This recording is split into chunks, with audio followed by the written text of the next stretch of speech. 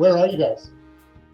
We are in a hotel in San Francisco. We are touring with the film. Sorry, we can't be there. We'd love to be in person with you guys, but this was our second best option. So we're grateful. And thank you guys for coming out. Really appreciate everything.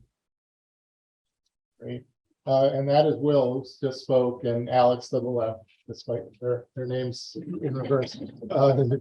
Mostly before I ask you guys a couple of questions, I just want to point out to you and to the audience, some of the people who are here today, the parents of Alex, Allison, and Alex. Can you see them?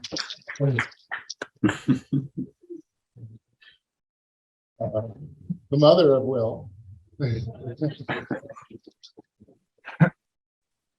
father of Will. Yeah, and so many people who contributed to this project, which is about a place far from here and very different from here, but which has a lot to do with here. And I thought I'd just start by asking you guys, where's Ithaca in this film? I guess it's in a lot of places. Can you talk about that? Oh man, I think growing up in Ithaca gave us at least for me, a really deep sense of appreciation for land and natural beauty. But it's been in sort of recent years that we've begun to understand more about Ithaca and this place that we love and call home. And Cornell's relationship with native land dispossession, and it's been a learning process for us, I think, uncovering our role in all of this as well. But we've had this. We're not part of the. We don't naturally come from the film industry, and we did this in a very homespun way and had a lot of support, and we're super grateful. The very first money in the film came from the Dennis family, who hosted a dinner, and Adelaide Park also chipped in, which was incredibly important at the beginning.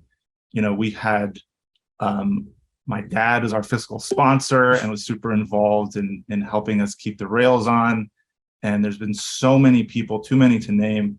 There's like all these little also Ithaca nuggets in there. There was a moment where our composer, Katya, who's incredible, was trying to put together one of the pieces of the score, and she was saying, I think it would be cool to have a whistle in here.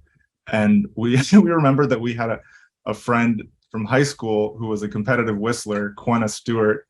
And so we, after a long time of not being in touch, reached out on Facebook, and she's now the whistler in the film. And so there's a lot of Ithaca in the film, just literally, and obviously through just the context of our lives and our experience.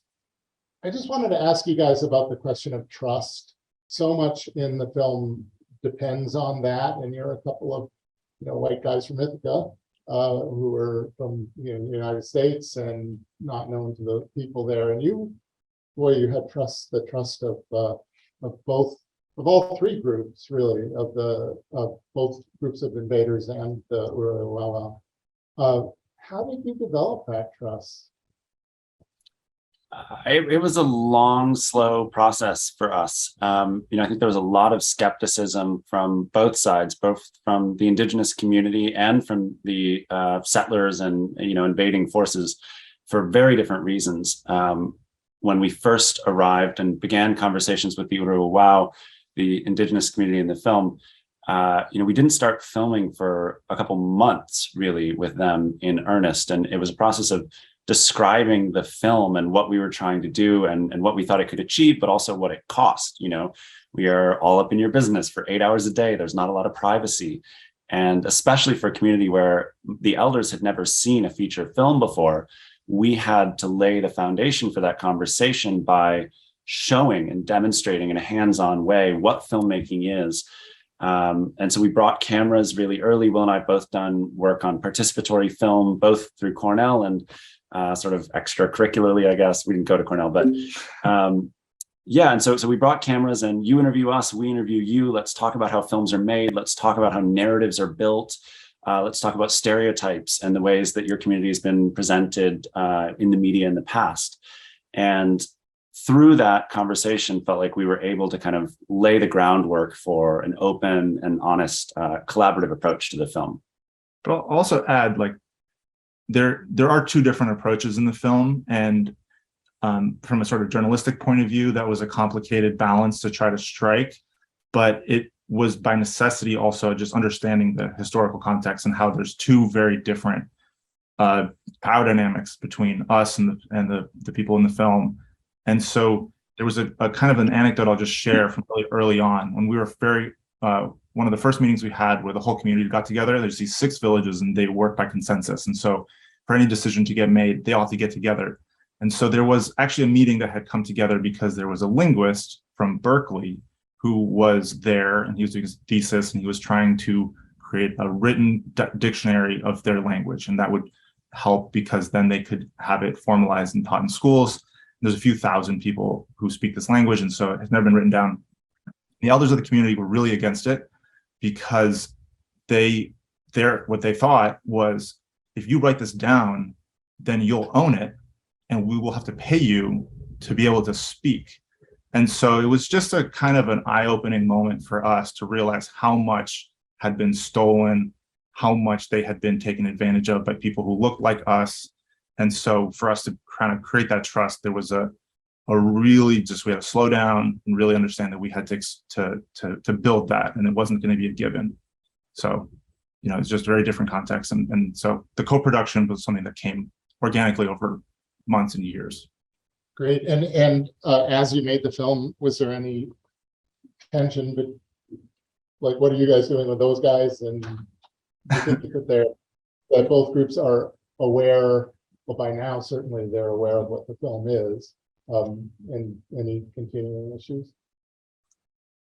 We had told we were very, very clear with everyone that we were filming with all sides. And there's even other people that we filmed with significantly, and they don't make it in the film, but we were very clear that we were talking to everybody, but we were also very careful to be had very strict firewalls and very intense sort of security protocols to make sure that the specifics of that didn't get across these lines. So they actually didn't know precisely who we were filming with on one side or the other. And so, our biggest fear and concern was that we would contribute to this conflict or become part of it. And so, we had strict protocols around communications and a very small team who actually knew the big picture.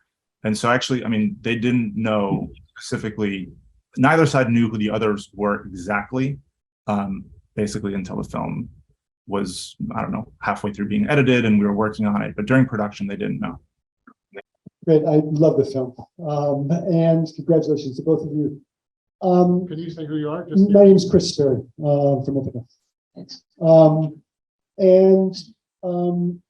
Participatory media plays a progressive role as it moves into the film and becomes part of the power and the celebration, a hero in the film in a sense. And I'm intrigued with what you Will just spoke to in terms of your separation, the history of documentary film, trying to, from the outside take a look. But role did you play, or did others play in helping or supporting the Indigenous community to use media in the way that they do? I think it's important to note that the media that you see in the film, the drones, the walkie-talkies, the GPS units, those are all things that Bitate and Nadinia, the Indigenous leader and the activist, got themselves. They wrote grant applications to bring that technology in. And it was the characterizing feature of Bitate's leadership was his ability to harness the power of the media and technology to advocate for his community in new ways that they hadn't had access to before.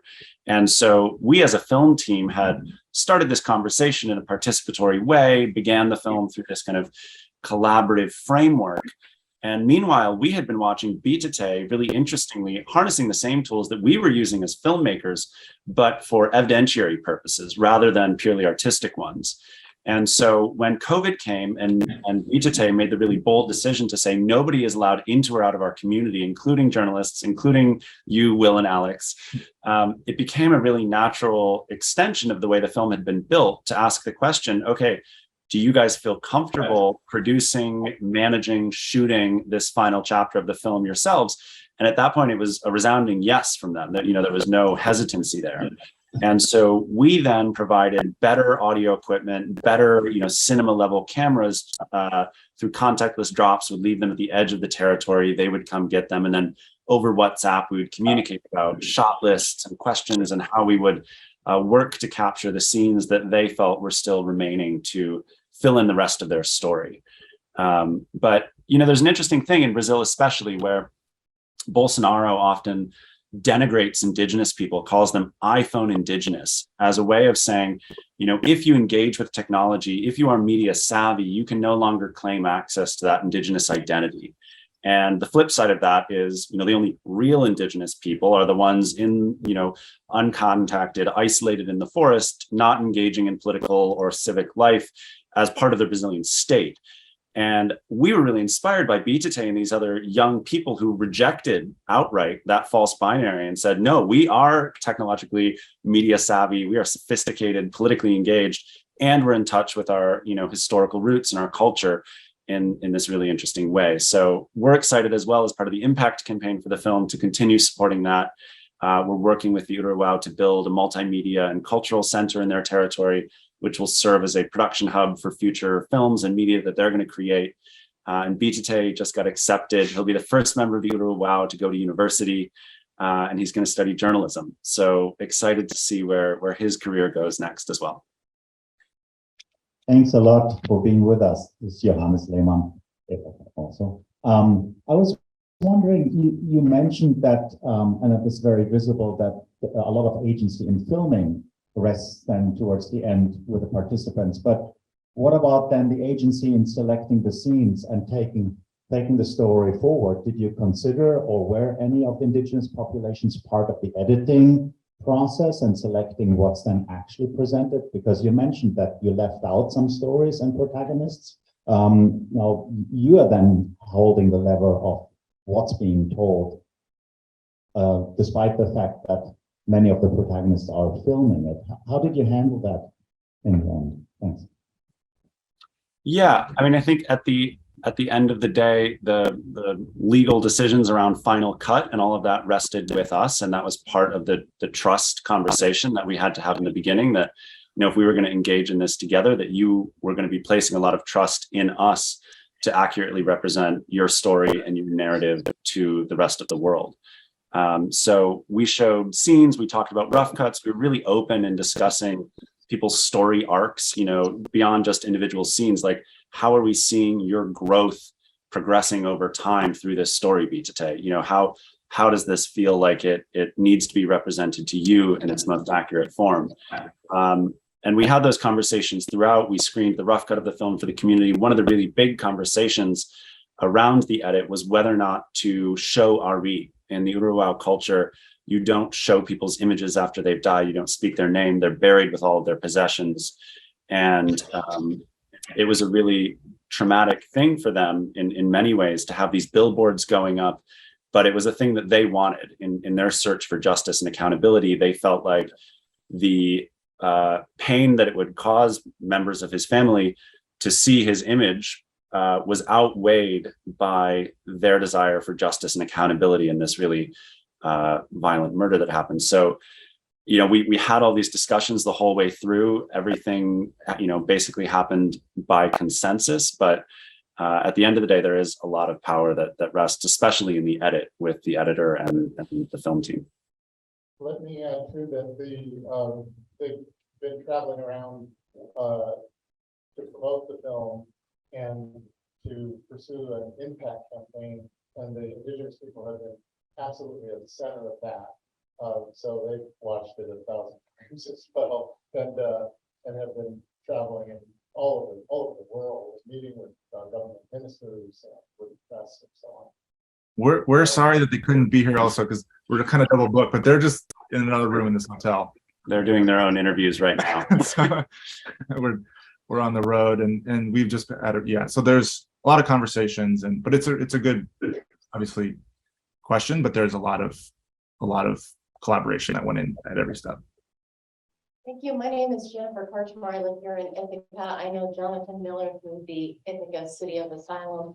Wonderful documentary, excellent cinematography, really Such an important story, so thank you for your work. I have a few questions related to the practical aspects. One is the language. How did you correspond and interact with all the varieties of people? And then some practical things. What is the time frame that this documentary depicts? So in other words, how long were you there? And then how did you live? Where did you live? How did you take care of yourselves? What was your day-to-day when you weren't actually filming? And again, thank you for such wonderful work. You want to start? The film takes place kind of basically during Bolsonaro's first term, and we're going to be launching in Brazil right into the elections in about a week. And so it really tracks about three and a half years from the very end of 2018, while he was sort of in the election, and then he gets elected before he gets inaugurated, and then through, so that was late 2018 through about midway, like end of last year, before we had to kind of hit the send button to Sundance. And so there's a very seasonal dynamic in the Amazon, where basically everything happens in the dry season and things just kind of grind to a wet halt in the wet season.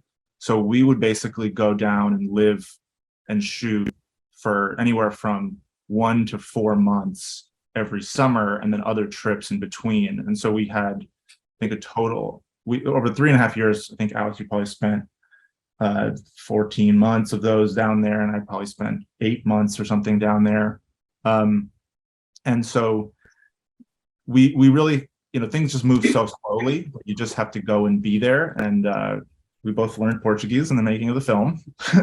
And we, at first, we had no money. We were very much, sleeping on couches or hammocks and just trying to, and being just part of Niginia's life. And then as we got more sort of ingrained and open within the community, we spent a lot of time living there and basically just staying in the houses of the people we were filming with. And it was very kind of grassrootsy, but we would have a home base in the one kind of regional capital. And it slowly grew as we started fundraising and things, but it was a pretty guerrilla style production with a pretty skeleton crew for most of the time.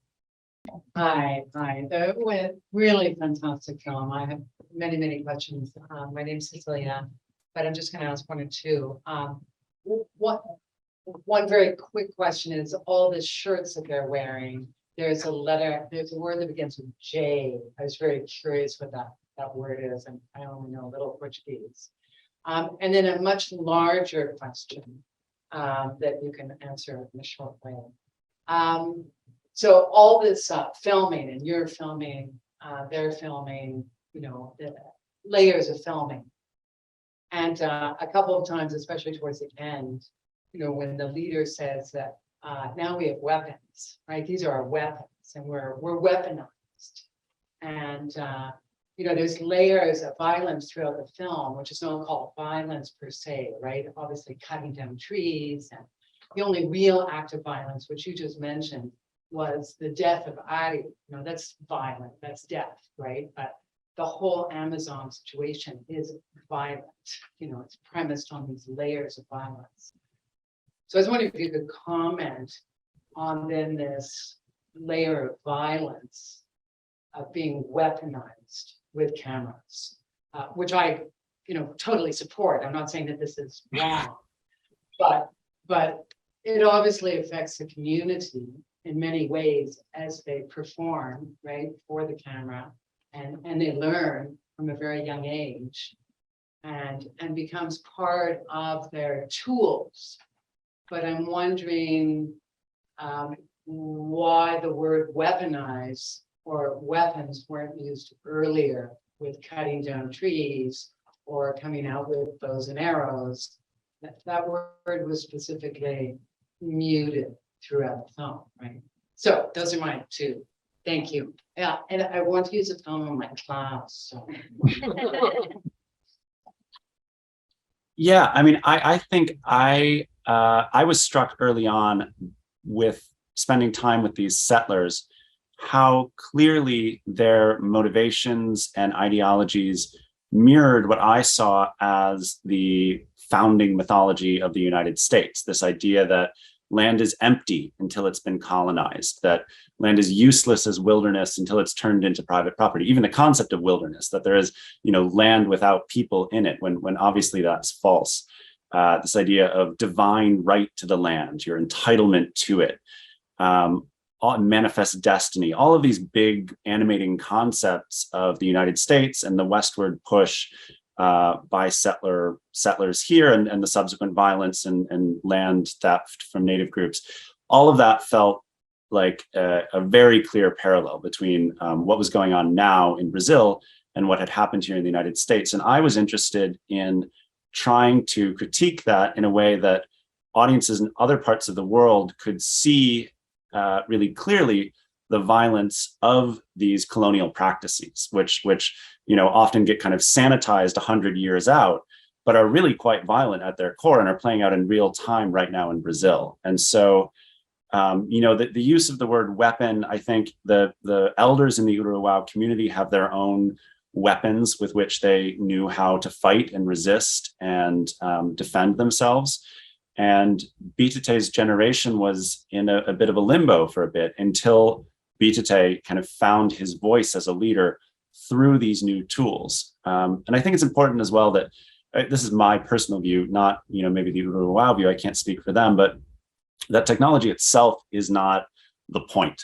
It is a tool for them to be able to better advocate for themselves, to get this message out to a wider audience, to engage with the state in a way that they can't ignore. But the technology in and of itself it's not the answer. The message they're trying to send to the rest of the world is really what we should be paying more attention to.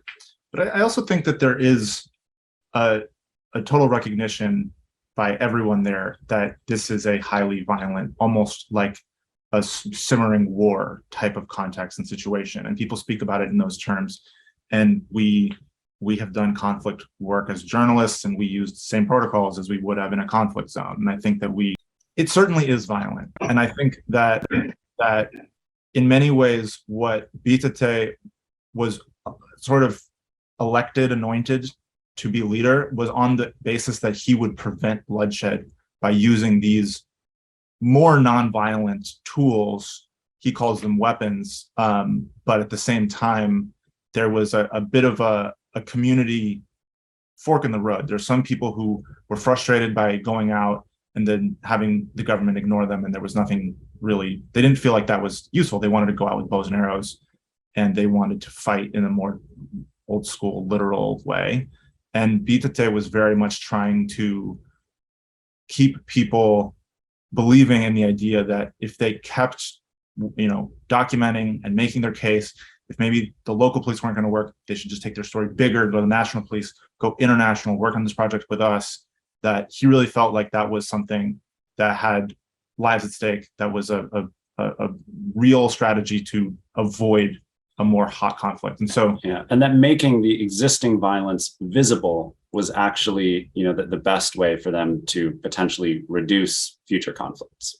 Yeah, so it's an interesting, I guess, I don't know how deliberate it was, our decision to hold back the word weapon or the word violence, but I do think that, there was an understanding from all of us, and certainly from them, that those are the stakes, that you're in a essentially violent milieu, in a war zone, and that you have to fight. You just got to pick which weapon, and this was the least deadly of those. And to answer your question, the other question, Jupau, the name, so this is just a funny anecdote that goes back to kind of the ridiculous, stupid hubris of outsiders trying to define indigenous identities. The name Uruguay, which is what they're known as officially and what their territory is demarcated as, is a complete misunderstanding of their own name for themselves. So their name for themselves is Jupau. They consider themselves the Jupau people. And so when they have, their surveillance shirts that they got printed, it's got their name. But the Uruguay was a mistake. When the government agents were making contact, they made a sound. They had these dogs with them that were helping find people, and so they were barking. And the Uruguay, the Jupau, were saying Uruguay, it's a dog. It just means dog. Your dog is barking, and so that for some reason became their name. So it's just an anecdote. But the Jupau is what they're called. The Jupau is kind of what we also try to celebrate as their identity. So, I'm a student from Ithaca College who studied the documentary studies and production this year, and I have a question. As human beings, would you feel guilty or betray your morality while you film the invasion that cut the trees down and you're not giving the helping hand to protect the forest? And how do you deal with this guilty as a filmmakers? Yeah, that's a question we get a lot. At the time when that fire scene was being filmed, the entire Amazon was on fire. I don't know if anybody remembers the news, but Sao Paulo, a city thousands of miles away from Amazonia, went dark from the smoke from these fires. So they were everywhere at that point. And at the same time, Bolsonaro was going on the news saying that, maybe it's NGOs that are lighting these fires in order to garner more support and raise funds for their, pesky activities. And so filming that felt like the best way that we were able to help. It was also a situation where you're 8 hours into the forest, you've been hiking all day, there's no cell reception. It's not like you're in a park like Yosemite where you can call somebody or there's a fire team who could come and do anything in that particular instance. When we went out to film that, we thought we were just filming a road being built and an invasion. We had no idea that the fire was going to happen. But I think it's also important to note that the motivation to reach out to these settlers and invaders in the first place came from early conversations with Bitate Nadinya, who said, look, we are not the ones causing this conflict. We are not the source of this violence. And so if you want to understand this in a way that's going to paint a better, fuller picture of what's going on and actually help us do our work, go and talk to the people that are causing this destruction and violence. And they'll talk to you because you're American. And so it felt like capturing those images and bringing them into the film was the best way that we actually knew how to help. That didn't make it any more emotionally easy, I think, to capture those images. But we had spent a lot of time thinking about these types of things before we ended up in that situation. Oh, Susan LaFouche, this is the first time I've seen it on big screen, so it was a really different experience. I just want to say it's wonderful. My question is, how do you think that this interaction and this long-term collaboration that you've established with this group has affected their view of themselves for the future? You must talk about that quite a lot as they're on the road with you, and they must be completely transformed by this experience. So I'd love to know what they're thinking about, how they want to build their community in the future, and how it has maybe changed the way they would live in the rainforest. I mean, I think the thing that's been really cool to be part of is just feeling the excitement that, we built a kind of a team, we call them the media team within the community. And, there was no exactly clarity on whether they would take this and run with it, or if this was just seen as something that was kind of a one and done.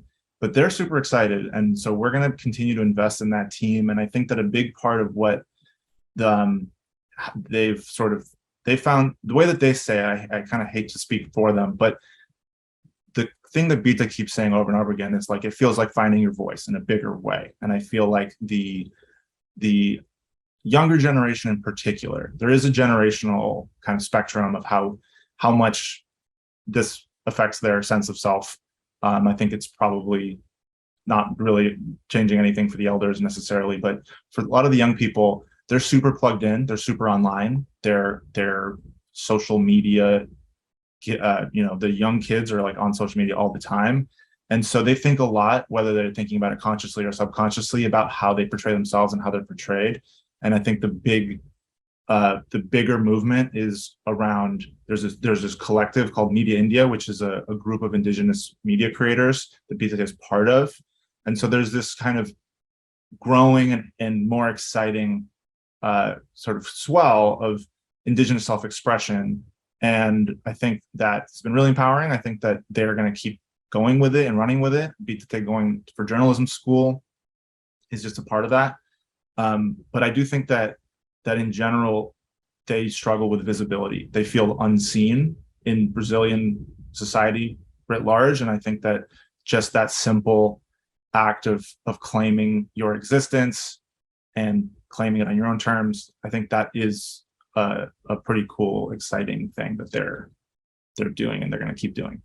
And I think the power of narrative and the power of story is something we talked a lot about throughout the film. The Uruguay were an oral storytelling culture for a really long time, and cinema and written down language. These are different versions of how you might assert your story to the rest of the world and how you can share it more broadly. Just to give a kind of concrete example right now of how important this is, the murder of Ari. Originally, the police said, "Oh, this is a motorcycle accident. The motorcycle had the kickstand up, not a scratch on it. His body had been moved to the site where they found it. It was obviously not a motorcycle accident." Now they've since moved to a narrative where it was a barroom brawl, toying with these stereotypes about indigenous people and alcohol. And so the community is really pushing back against that. They've since arrested a suspect in this murder. But the community is trying to reframe this and push back against the official narrative that's trying to be built around this case. And part of that is interviews that they've done with their neighbors, evidence that they've collected. They had to be the ones to go out and find the murder weapon. And so trying to build a counter story and a counter narrative has become really important for them. And film is one tool in their struggle to try to do that. Thank you. My name is Isaac Ensel, and I'm a documentaries major at Ithaca College, and I absolutely love your film. And I was wondering, often in creating documentaries, it's kind of like building the car as you're driving it, because you're really finding that story. So for you guys, what was it like in the very beginning of what connections did you find, and where were you okay, this could be something, or those connections in general? Like connections with other people, you mean? Yes, or just how this story came to be. Sorry, I'm dropping everything. Just how did you find the story, and how did you then jump on it, and what were kind of the stages to then now? Yeah, so the story was originally just focused on Nadine, and I had read about her work, felt really inspired by her work. This 60-year-old woman proudly, bravely standing up against these monumental forces and doing it in a part of the world where nearly everybody was against her. And so I reached out to her and said, look, it seems like your world, your life might become a lot more difficult if Bolsonaro wins this election. Can I come and meet you? Can I talk to you? And we talked a little bit on the phone before that, but it was really a shot in the dark. And then from her, met the Uruguay, who she'd had this 40-year relationship with, met Bitate about a year into filming. And so it was, a long, slow process, I think, of just remaining open to trying to understand more, not coming in with a master plan of how the film was going to be. At first, we thought maybe it would be a short film. And then you just kind of tug at the thread. But yeah, we were building the ship as we went, for sure. Sometimes it felt more like building an airplane and you fly it than a car, because it felt like you could just. Yeah, it's so striking, and it's so polished, and it's so beautiful, and the story feels inevitable the way it's told. Each scene follows the next, and you're building a narrative, and it's so much like a feature film, a feature fiction film. And having seen from the inside a little bit just how much of a scramble it was to make it work, and you guys probably didn't know until quite far into it that there was really a story there. I will say that we did set out to make that doesn't happen by accident. And so, we had one of the very, very first people who came onto the film. At the beginning, it was us, Gabriel, who's a producer, is based there. None of us had ever made a feature film. And so actually the first person who saw something in the first very, very early footage, maybe first trip, who came on was Darren Aronofsky, big Hollywood director. And I think we were very much courting people who came from a fiction and narrative background because we knew that that was a powerful tool to tell this story. We knew that these were really compelling people who we were inspired by and connected to. We wanted to bring you into a type of experience that would be immersive, that would make you feel like you understood you understood what it's like, as opposed to just learning. You know, it's not a sit down interview with experts showing you graphs type documentary. And so, you know, we knew that we just had to be there and film stuff. And if we weren't and we missed it, that what we couldn't, you know, interview someone to just tell you. So we had to be principled in terms of production, just to spend a lot of time. Alex was very insistent. We were rolling all the time. We have an insane amount of footage. And, you know, that was a challenge that we sort of set for ourselves. I think you really set it for all of us. And I think that the figuring it out in the edit was a long and tough road. But yeah, there's just a certain power in that. So we recognize that, and that was a goal all along. Footage on Sergio, there was something that was, became a sympathetic anecdote. And I wonder in the editing, if there was something deliberate about having him be a little more sympathetic, because it's part of the groups of people who feel disenfranchised themselves and that tension that plays.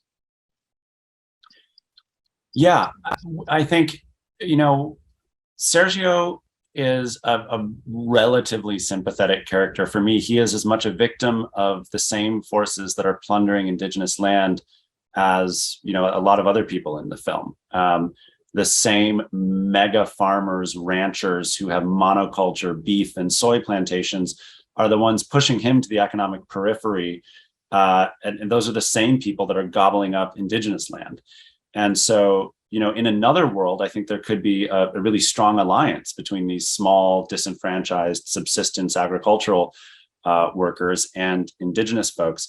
That has really shifted under this populist far-right movement in Brazil that has sought to paint indigenous people as the reason that these small farmers are being held back. That's obviously not true.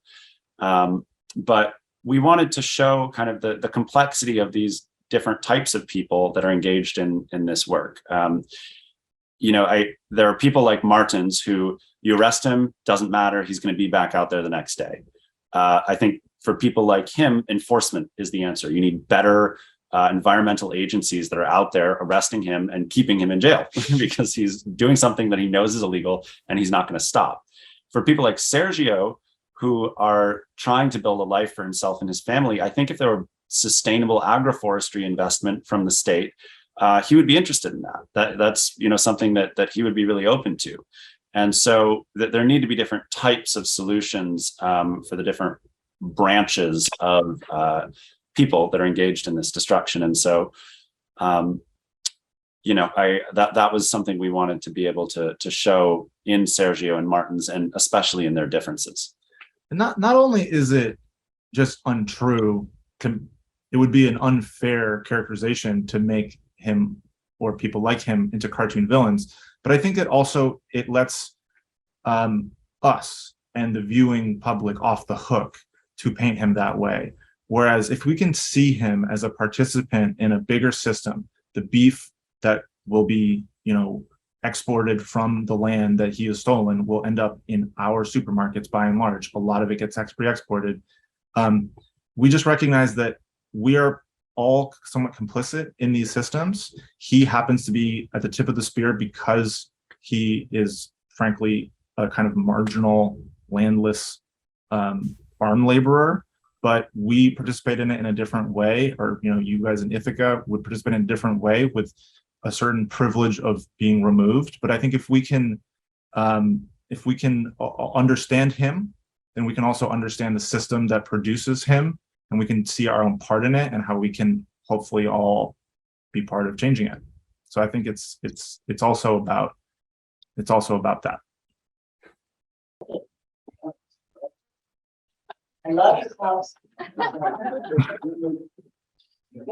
Hi, Will and Alice. I'm Lee. Oh, okay. I'm sitting between your parents, Alice. Great. Hi. I was really, really fascinated by the woman, Adina, Nadine, and I was curious about whether you were able to find, and if you did find, why it might not have been plugged in more into the film, like what her connections and ties were to other groups, like the group that you focused on so mostly throughout the film, because, for example, it was just concerning that it seemed like she was kind of alone in this small village or something like that, and her vulnerability, et cetera. So I was wondering if there was a larger support network around her of other native groups or other environmental groups. Yeah. So to kind of start with Nadine's backstory a little bit, she worked within the Uruguay territory. There's the Uruguay community that you see in the film, who were forcibly contacted and assimilated by the Brazilian state in 1981. When that happened, 3 other groups of native people remained in that forest, and they remained in voluntary isolation deep within this huge tract of land that the Uruguay defend. It's nearly 7,000 square miles, 2.5 times the size of the state of Delaware. So Nadine, having seen what happens when these indigenous communities are forcibly assimilated and the death and disease that follow and violence, fought to allow the Uruguay to remain in voluntary isolation and to keep the Brazilian state from engaging in this forced contact. When that didn't work in 1981, she began working with the Uruguay to help them engage with the state, defend their land, defend their culture. And she has had a similar role with a dozen or so other indigenous groups around the state of Rondônia. And then what was the second part of the question? I mean, to answer the question about whether, how much of a lone force she is versus the support network, it's a little bit of yes and no. So she did, in that time, she worked for a period inside the government's Indigenous Affairs Agency, and then she quit or was pushed out when she brought up corruption charges internally against her own team. And so that's when she created the NGO that she still runs to this day. And so it is an organization with an office and a bunch of staff and a bunch of programs and multiple pickup trucks and some infrastructure. But she also is just out there a lot by herself. And she doesn't operate in an air-conditioned cubicle far removed from the issue. She's like out, and sometimes we're being the ones like worrying for her, because she'll tell us never to go out by herself, but then she'll go out by herself. And so, we capture that. And, you see her in her office, you see her dealing with journalists, you see her, with the birthday cake. So we try to hint at it, but we didn't want to get into the whole, boring office world too much either. So hopefully, I don't know if that kind of fleshes it out. Thank you. I have a question. I'm going to turn it around here. Hello. So first and foremost, thank you so much for sharing your film with the Ithaca community and with us here at Cinemapolis. Thank you for taking the time out of your busy schedule. I know you both have been doing a lot of these all over the country and probably all over the world very soon. So I think I know the short-term answer to my question is you're going to be doing what we're doing right now. But I always like to ask filmmakers, what's next? What's next for you? This is an amazing project, and congratulations on your first feature. But of course, I'm sure everybody's already asking, what's your next one about? Oh man. I think I'm going to stay sort of focused on stories about climate and land and our relationship to the natural world. We have a little company, myself, Will, and Jack Weissman, fellow Ithacan, try to build that up and help produce other people's films, and also really stay involved in the impact campaign around this film for at least the next couple of years. We'll be working with Uruguay to help support their ability to tell their own stories. Yeah. Hopefully more Cinemapolis screenings down the road. It's been very, very I also just want to make one side point about a few of you have mentioned even about showing the film in class and things like this. We will be having another event later in the fall at Cornell, but I think in general, I wanted to just share with everybody, and you can please share this widely, that for places where people can't find the film in cinemas, we really want people to see it, as you hopefully enjoyed it in community and with the big sound and everything. So that's the priority right now. But there are also, for your students and for other opportunities, there's a way to host your own impact screenings. And if you go to, we have an impact website, so it's theterritoryimpact.org. So it's just the name of the film, theterritoryimpact.org. And there's actually a way to host a screening. There's a toolkit, and there'll be a discussion guide that'll be published very soon. So just planting that seed. Later on, if there's opportunities to show it in class, we'd be super honored and would help make that happen. So just wanted to make that point. And another thing just related to impact, we jumped right into it, but normally before, the film is about land and our relationship to it, and just want to take a moment to acknowledge that where the film is being screened there in Ithaca, we are on native land of the Haudenosaunee and Cayuga Nation. And part of what we're trying to do is help connect this film back to the land back movement in the United States. And so if you go to the territoryimpact.org, there's ways to learn more about Native communities and Native organizing in the United States as well.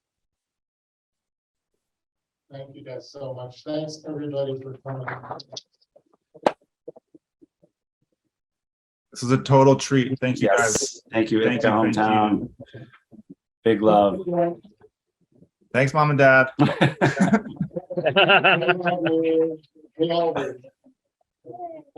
so much to Brett and Cinemapolis for hosting. Yeah, thank you, Brett, for making it happen.